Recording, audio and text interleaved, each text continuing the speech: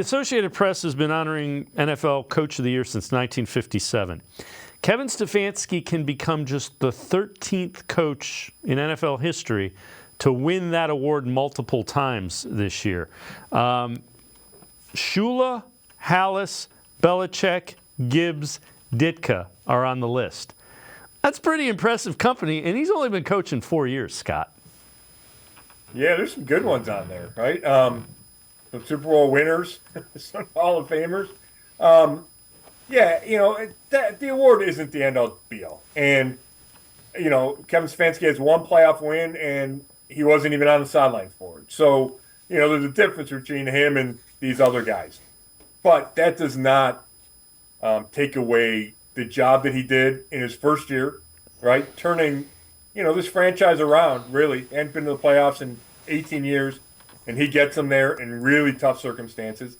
And then what he did this year in really difficult circumstances, and winning games with 4 quarterbacks and starting 5 quarterbacks, losing your running back, arguably your best player in week 2. And that doesn't even talk about what he does as a play caller.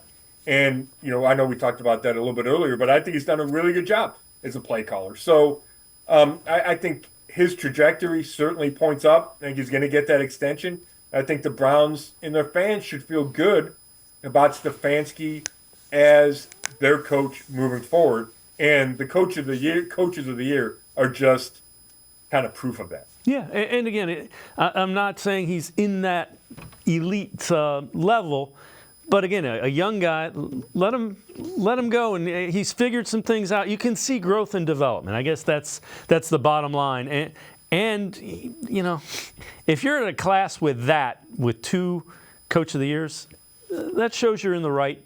He's headed in the right direction. Well, there's no doubt about it. And I thought it was interesting today when Andrew Berry's talked about him plenty of times, and he usually speaks glowingly of Stefanski. But today he said, I think he's got a really high ceiling. Like, he's still got room to get to that ceiling. And that makes sense because Kevin's still pretty young. But for him to phrase it like that, I thought was interesting because it is a guy that feels really mature, right? Has been here 4 years, is probably going to have 2 Coach of the Year awards.